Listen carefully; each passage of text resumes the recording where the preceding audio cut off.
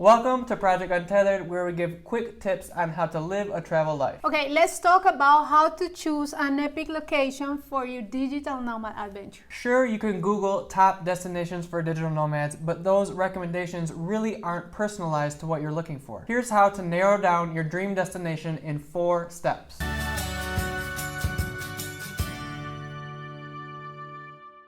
Okay, number 1 is figure out where you are actually allowed to go. Figure out where you can go without a visa, how long you can stay, and which countries have easy visas for your citizenship. This is a smart first step because it will disqualify a bunch of countries from the get-go, so you don't waste time researching countries that you can't even go to. A handy place to start your research is the website avisaguide.world. There's a bunch of other websites like this on the internet. This is just a good starting place, and it will show you all the visa-free countries that you can go to based on your citizenship. Just make sure to check out with the government websites. Yeah, the visa guide is a good place to start, but it may not have all the latest up-to-date information because of the pandemic. There's been lots of changes.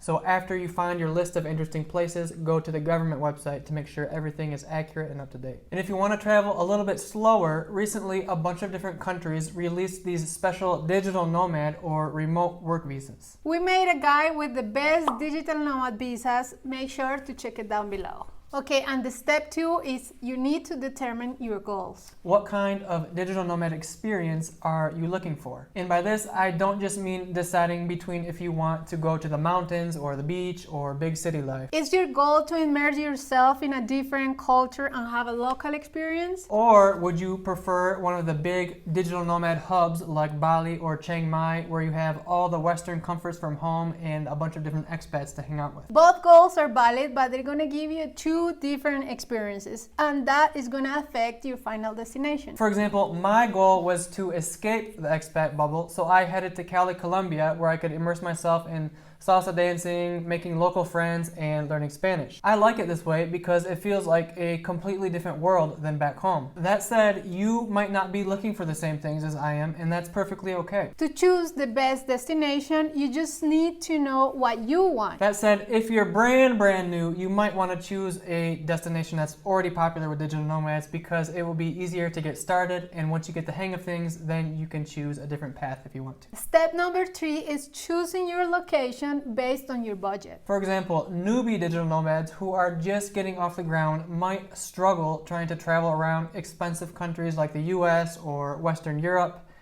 except maybe if you're doing van life, which can actually be pretty cheap, and we made a whole cost of living video you can see here. If you are on a budget, it's way much easier in lower cost of living countries like Southeast Asia, Central and South America. In these countries, you have way less pressure to earn enough money to pay your bills, and so you can have more time to go exploring or get your business off the ground. And if you're living off your savings, you will last way longer. On the other hand, if you already have a stable remote job, a bunch of freelance clients, or a solid online business, your options really open up. Just know that your money will go way further in some parts of the world than others. To research cost of living information in different countries, you should check out Numbeo or Nomads list. You should check out Numbeo or Nomad list. The data from these sites will give you a good jumping off point, but we've actually found that sometimes it's actually higher than what we spend.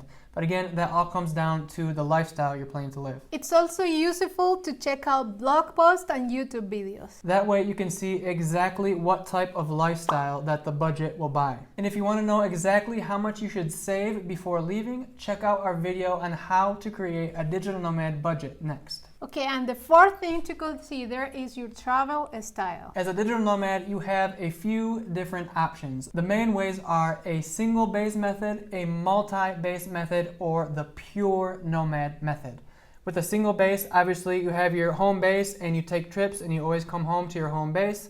With a multi-base method, it's like the same thing, but your home base changes. So you might be in South America with a base and take short trips, then move to Europe with a base and take short trips and move around the world that way.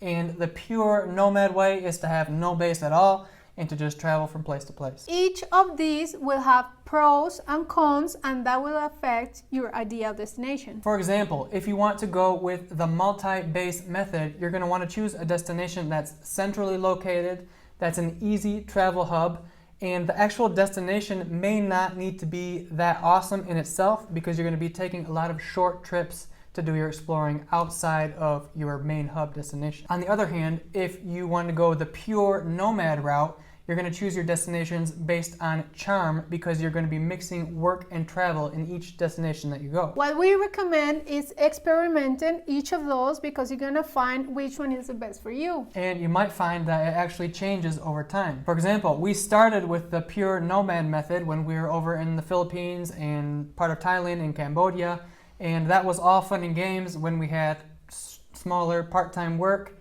But after a while, it gets exhausting to move around like that with no base. But this year, we're going to try the multi-base method. As our business has grown, we don't travel as light as we used to, and so carrying everything with us everywhere we go is harder than it used to be. It's kind of a pain.